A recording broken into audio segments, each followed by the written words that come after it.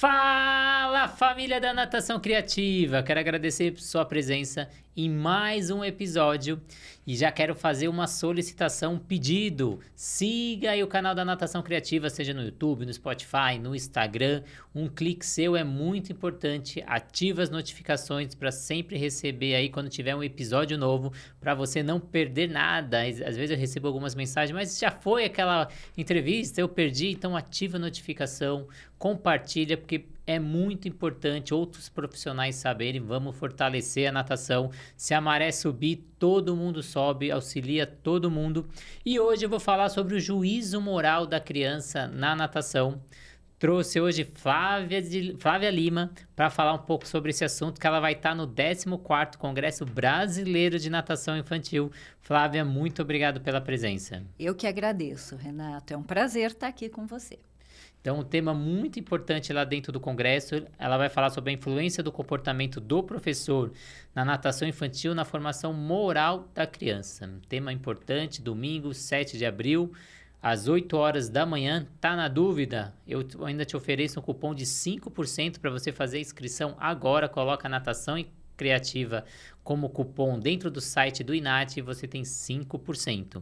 E antes de a gente entrar nesse tema, vamos agradecer os nossos parceiros que fazem desse sonho uma realidade. Sobrasa, Sociedade Brasileira de Salvamento Aquático, que visa a redução no número de casos de afogamentos. Seja também um voluntário e leve esses projetos para a sua região.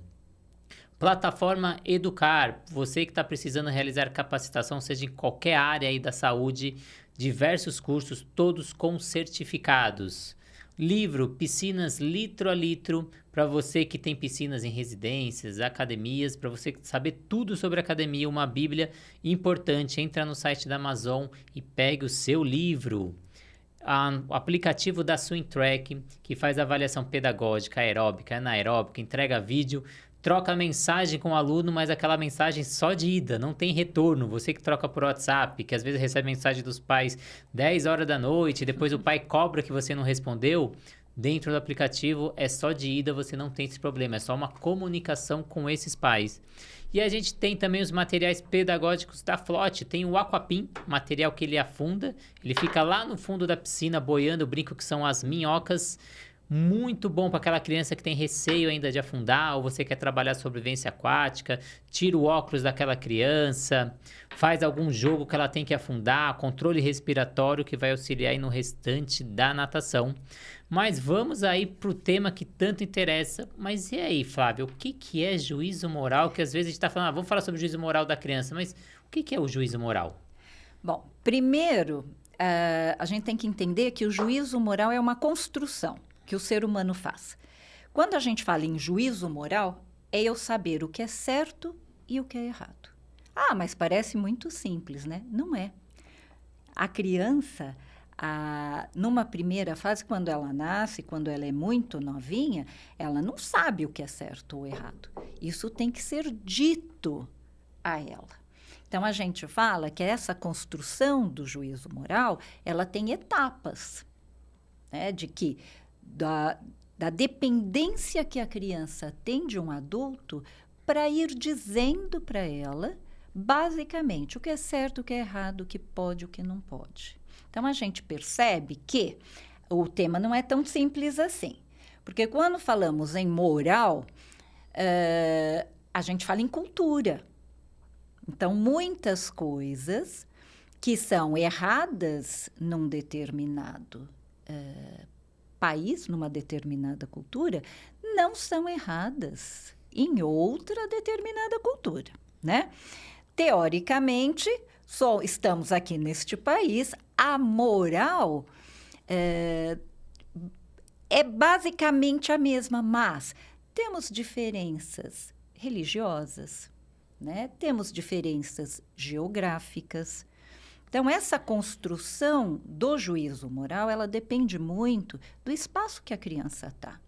Mas, basicamente, é o entendimento do que é certo ou errado. Daí você vai me perguntar assim, mas o que é certo, o que é errado, depende. Né? Depende muito. Usar drogas é errado, só que nós bebemos socialmente. Ah, tá. Então, socialmente pode. Aí eu tenho, né, o que pode ser negociado dentro desse certo ou errado. E tem uma idade para a gente começar a negociar com a criança o que é certo ou errado. Né? Então, a gente entender essa construção do juízo moral é muito interessante. E eu acho que é muito rico para um professor também. Então, falando do professor, como o modelo desse comportamento do professor influencia no desenvolvimento moral dessa criança? Porque às vezes a gente acha que não, mas a criança está prestando atenção em cada atitude que esse professor está executando na aula. Muito, né? A criança, ela busca, na figura do adulto que está do lado dela, uma referência.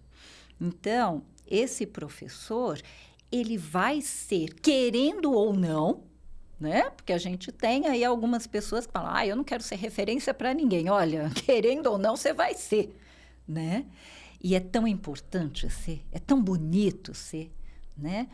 Então, essa criança vai olhar para esse adulto e ela vai buscar nele as referências desse certo ou errado, né? As referências do que ela pode, do que ela não pode fazer. A criança espera uma palavra desse adulto. Né? Porque quando ela fica na dúvida, ela quer que o adulto diga sim ou não.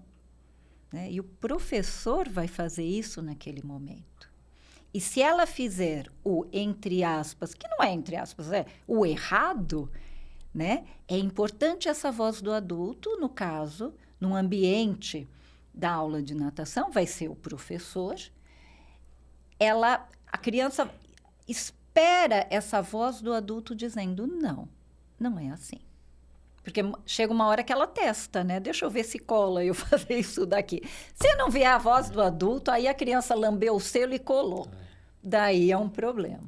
E às vezes o professor tem um receio de, vou dar bronca, outras pessoas vão ver, o que o pai vai achar. Mas a criança necessita, né, disso. E até cria um vínculo com essa criança na hora que você começa a colocar o limite. A criança necessita desse limite. E aí, falando a lente virada para o professor, quais são os desafios enfrentados por esse professor ao estabelecer limites, ao estabelecer regras durante as aulas de natação? Primeiro, eu acho que ele, professor, tem que ter claro as regras da instituição, certo? Então, temos as regras da instituição. Dentro disso, as regras dele enquanto profissional. Então, a primeira coisa que eu acho é as regras que ele tem dentro dele, que ele acha que são fundamentais, batem com as regras dessa instituição na qual ele trabalha. Se não bater, o problema já está aí. Sim. Porque nós temos outros problemas, né?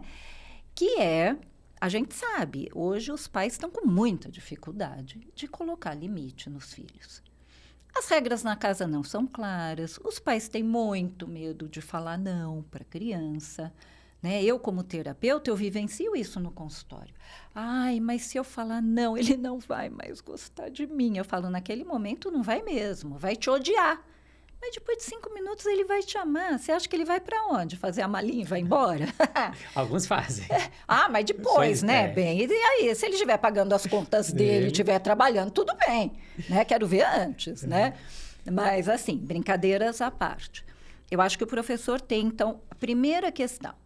Se o que ele entende como regras bate com a instituição, e outra, como a instituição lhe dá autonomia para que ele lide com estas regras, né? Independente da família. Porque alguns pais não vão aceitar que o professor dê estas regras. E o professor vai ter que ter muita firmeza, muito discernimento e muito conhecimento para mostrar para estes pais a importância. Quando você fala bronca, eu acho que a gente está falando do professor, no momento, ele ser firme. Mas firme de uma forma amorosa. Quando eu falo isso, não é ele ser, queridinho, vem cá, não sei o quê. Não, ele é firme, ele está dando uma bronca, ele não pode abraçar, beijar enquanto ele está dando uma bronca. Ele está dando uma mensagem dúbia para esta criança. Não, eu estou dando uma bronca, então eu estou sério, mas eu estou olhando para você. E eu acho que essa mensagem a gente passa. A criança, ela não se importa com não. Claro que você pega uma criança que não está acostumada, num primeiro momento, ela vai fazer a birra, ela não vai aceitar, ela vai frustrar, né? Mas, aos poucos, ela vai entendendo que este não é um não amoroso. Se esse professor for significativo para ela, se ela entender que este professor olha e a escuta nas suas necessidades, ela vai aceitar. Então, eu acho que são instituição, família, e a gente sabe também que tem as personalidades, né? Porque a criança não é só a educação que a família dá. Tem as personalidades que podem ser um pouco mais complicadas. Então, é uma complexidade. Então, você falou dessa conexão, ou essa união professor e família. Como estabelecer aí essa conexão para estabelecer esses limites e regras que, às vezes, como você disse, é conflitante. Às vezes, a família não está fazendo, o professor começa a fazer e ele precisa desse auxílio dessa família. Como criar essa conexão? Eu acho que é o professor chamar, se ele tiver esta liberdade na instituição, conversar com estes pais e mostrar que ele tem um conhecimento para além da técnica. O professor precisa se colocar na frente da família como um profissional, como um educador, né? E mostrar para aquela família que ele tem uma expertise nisso e que ele tem este conhecimento. Daí também vai dar, primeiro, como nós já falamos, da instituição permitir, e da família aceitar. Eu não estou falando de uma postura arrogante do professor em relação à família. Eu estou falando de uma postura de compartilhar coisas, mas falar de um lugar de conhecimento, que muitas vezes eu acho que o professor não se apropria de todo o conhecimento, de todo o estudo que ele tem. Né? Ele fala, parece que já pedindo perdão. Quando eu falo professor, muitos profissionais, tem muitos terapeutas que também fazem isso. Né? Com medo de perder, né? A criança acaba entrando na dos pais, né? E aqui não é apologia contra os pais também. Mas a gente tem que explicar para esse pai, olha, eu fiz isso por conta disso, disso, disso, disso.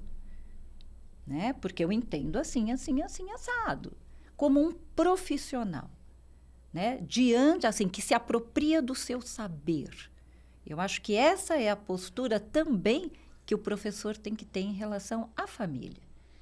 Então, são várias... Hoje em dia, vários pontos, né, que vão aparecer. Não é só o professor, não é só o pai, é todo o contexto, né? Essa é a palavra que eu queria utilizar. Então, são vários contextos, né? Hoje a criança passa mais tempo na escola, hoje passa menos tempo com os pais, hoje a mãe trabalha ao mesmo tempo, tem outros afazeres. Então, são vários contextos que vêm agora que a gente tem que se adaptar a esse novo mundo que a gente está da melhor forma possível. E, às vezes, como às vezes é passado para o professor, você tem que fazer a educação, você tem que colocar o limite, e às vezes agora alguns professores falam, isso não é minha função, e eu começo a fechar os olhos. Qual que é a consequência de não estabelecer limites claros durante as aulas de atividades aquáticas ou outras atividades das crianças? Eu diria que é uma catástrofe. Né? É uma catástrofe. Por quê? O que é uma criança sem limite? Né? Gente, é um monstrinho. Uma criança, um adulto sem um limite. Uma criança que não vá compreendendo o que ela pode e o que ela não pode fazer. Até onde ela pode ir, até onde ela não pode. Compromete, né? Vamos lá. O aspecto social dela dentro daquela aula, né? O aspecto até técnico, motor mesmo, né? De como ela vai utilizar esse corpo para fazer o movimento. Então, por exemplo, quando o professor ensina... Aí eu vou falar o termo, você me corrige. A nadar crawl. É isto? Isso. Né? Ela tem que ter uma disciplina. Existe uma regra para se nadar. Isso que ela tem que aprender. Não, mas olha, eu nado do meu jeito. Então, você pode estar nadando errado. né? Se o professor não faz uma intervenção aí, ele vai deixar essa criança nadar errado? Ah, mas ele não aceita nadar de outra forma. É aí que a gente está falando das regras e limites. Numa escola, seja de natação, seja qualquer outra modalidade de escola, numa instituição, as regras têm que ser muito claras. Por exemplo, não pode nadar sem touca. Ah, mas eu quero nadar sem. Então, não pode. Né? Já pensou se cada um nadar do jeito que quer? Ah, não quero nadar de óculos, mas você tem que pôr os óculos. Né? Se o amigo está na raia tal, você não pode pular na piscina enquanto ele não sair, porque você pode machucar. Ah, mas eu pulo. Pum! Pulou, tem que ser... Você fez errado. Você não pode fazer isso. Então, veja, a gente tem comprometimento emocional, a gente tem comprometimento da técnica, da psicomotricidade, de todas as habilidades que essa criança pode construir. Nós temos comprometimento na segurança dessa criança na piscina, né? Quer dizer, essa criança ela tem que cumprir as regras para ela ter segurança. Isso é uma coisa que tem que ser passada para os pais também.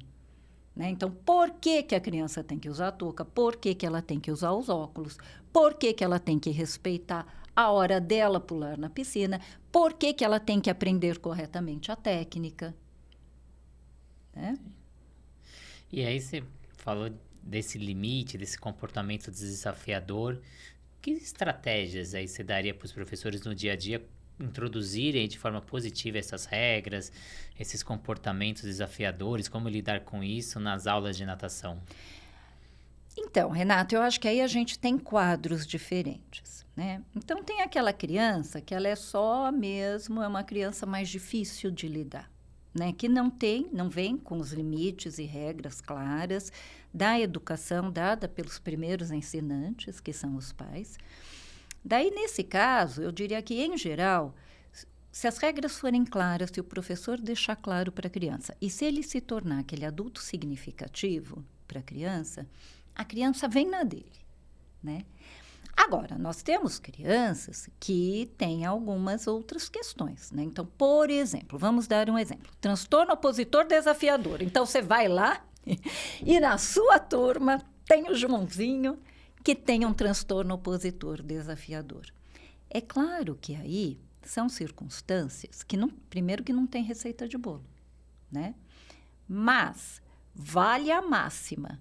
Professor seja o exemplo, professor deixa a regra clara e professor, toda vez que a criança não cumprir a regra correta, pontue. E tem que ter uma consequência. Mas isso também acho que é tema para outra entrevista, a consequência disso, né?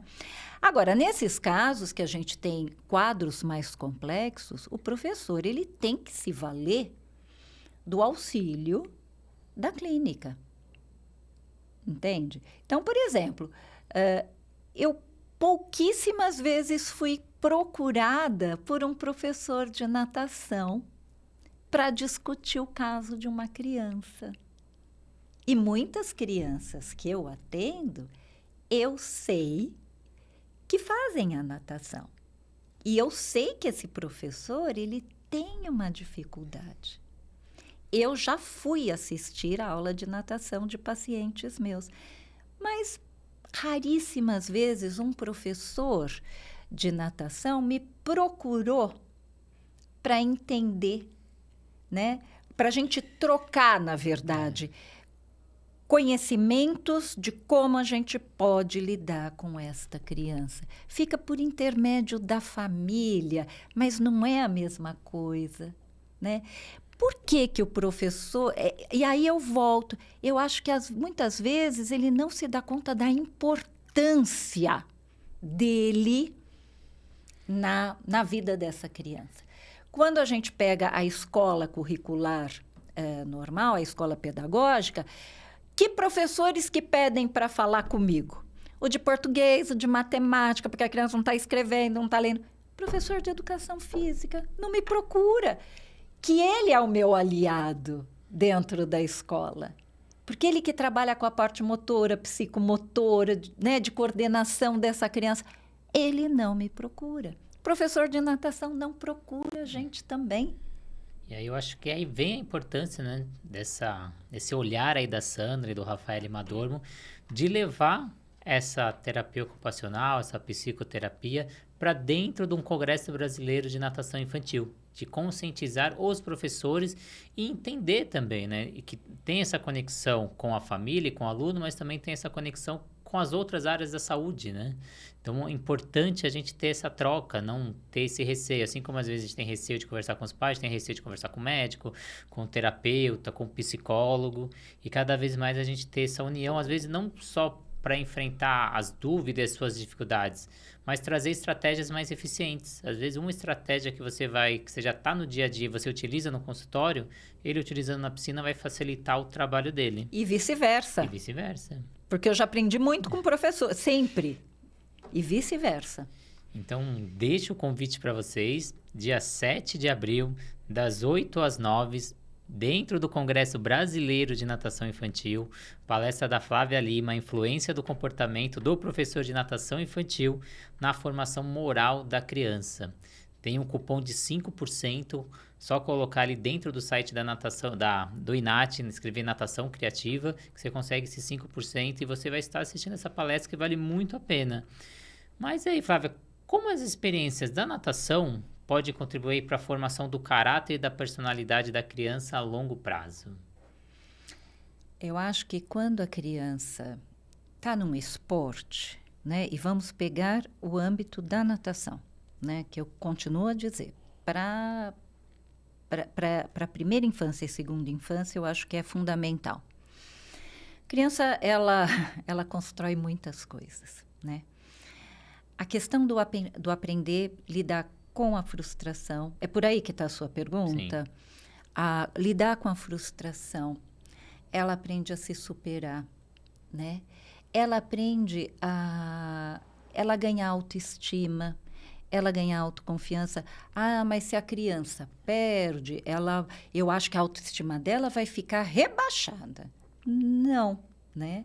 O que faz, no meu entendimento, a autoestima da criança ficar rebaixada quando ela perde, por exemplo, uma competição, ou quando ela tem dificuldade em aprender uma técnica dentro da natação, é a atitude que o adulto vai ter em relação a isso, né? Então, assim, como aquele professor lida com aquela dificuldade da criança em aprender a técnica, como o pai e a mãe lidam com aquela criança que perdeu a competição e não ganhou a medalha.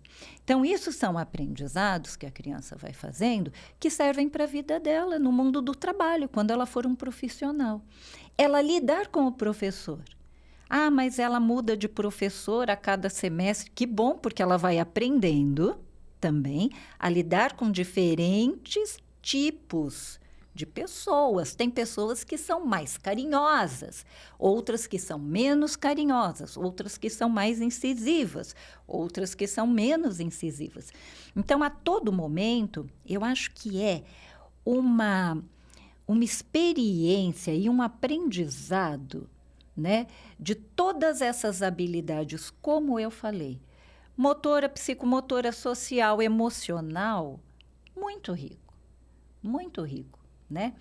São momentos de aprendizagem que a criança tem e de uma complexidade maravilhosa. Então, maravilhosa. Isso que você comentou, que ela olha para o adulto, ela espera a reação do adulto para ela saber o que está acontecendo. Então, quando ela perde, vai ver toda criança, quando ela termina, seja ganhando ou perdendo ou fazendo alguma coisa, o primeiro olhar dela é para esse adulto referência. Então, quando ela faz uma coisa errada, ela olha para o olhar para o adulto. Então, ela espera para saber se aquilo é bom ou é ruim, porque muitas vezes ela não consegue ter essa avaliação. Ela acredita que é, mas ela espera ali o que esse adulto vai ter de reação. Então, muito importante aí a nossa reação, que é o que vai moldar essa criança aí para o restante. Então, Flávia, queria agradecer muito a sua presença. Queria que você deixasse aí as suas redes sociais, para quem quiser saber um pouquinho mais da Flávia, e um convite aí para o pessoal estar presente no dia 7 de abril, lá no Congresso Brasileiro. Então, eu é que agradeço, é uma honra estar aqui com vocês. Eu agradeço muito a Sandra Rossi, né, do INAT. Agradeço a toda a organização do Congresso, a você, Renato, né, a toda a equipe técnica.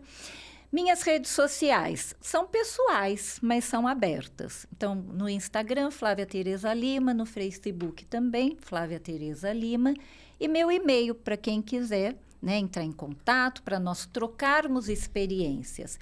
É flaviaterezalima@gmail.com. Então, eu queria agradecer muito a sua presença, que está aí do outro lado, agradecer a Flávia, agradecer os nossos parceiros, a Sobrasa, Sociedade Brasileira de Salvamento Aquático, que traz diversos projetos aí para a gente reduzir o número de casos de afogamento, diversos cursos gratuitos em sobrasa.org, plataforma Educar, com diversos cursos para te auxiliar no seu dia a dia. Hoje está cada vez mais difícil, você que é gestor, parar uma equipe inteira e fazer uma capacitação. Um profissional trabalha em outra academia, professor dá aula de personal, às vezes você não consegue parar a sua equipe. Então é possível fazer aí as capacitações de forma online e eficiente. As piscinas, o livro Piscinas Litro a Litro, que vai te auxiliar na manutenção da sua piscina e da sua academia. Aplicativo da SwimTrack, para você ter o seu próprio aplicativo com o seu logo, com várias funcionalidades, fazer avaliações. Você já tem a sua própria metodologia, você consegue introduzir as avaliações dentro desse aplicativo. E os materiais da Flote, a gente tem aqui o Aquapin da Flote, material afundante, atrativo para você jogar lá no fundo da piscina. Que tal você monta 2 séries ali, uma fácil, uma mais difícil, aí o aluno mergulha e ele tem que pegar, dependente da cor que ele pegar, ou ele vai nadar o mais fácil, ou ele vai nadar o mais difícil, ou você já pode estabelecer qual é a cor, ele vai querer terminar a série mais rápido, para depois pegar a série que ele quer fazer depois, se o amigo terminar primeiro que ele, o outro escolhe a série, então diversas dinâmicas, então aproveitar os materiais, né, Flávio, que esses materiais são excelentes até para criar limites e regras, né? Limites, regras e desenvolver as habilidades, né? As habilidades de orientação espacial, coordenação motora, orientação temporal, né? O ritmo, que na natação precisa muito também, por conta da respiração, da coordenação de braço, perna, enfim. Mas são materiais que ajudam muito no desenvolvimento de todas essas habilidades que a gente falou. E superação. Então, os materiais da Flote vêm para te auxiliar, até para você colocar regras nos seus alunos, né? Que você estabelece as regras, estabelece o limite aí dessa criança, ela vai entender até onde ela pode ir, não pode ir. Às vezes, aquela famosa roubadinha que a criança vai entendendo também até onde é a moral, até onde pode, não pode. O professor tem que colocar esse limite e é a obrigação desse professor colocar esse limite e ela entender. Se uma criança vê que alguém fez errado e o professor não colocou esse limite, ela vai fazer também, né? Ela vai se sentir injustiçada também, né? Se ela receber a bronca e o outro não. Né? Então, uma boa estratégia para você utilizar aí esse juízo moral dentro das suas aulas de natação com jogos e brincadeiras. Então, muito obrigado aos parceiros, muito obrigado a Flávia, obrigado aí o Matheus e o Heitor aí que estão nos bastidores aí fazendo esse sonho virar realidade. Muito obrigado a todos e até a próxima entrevista. Obrigada.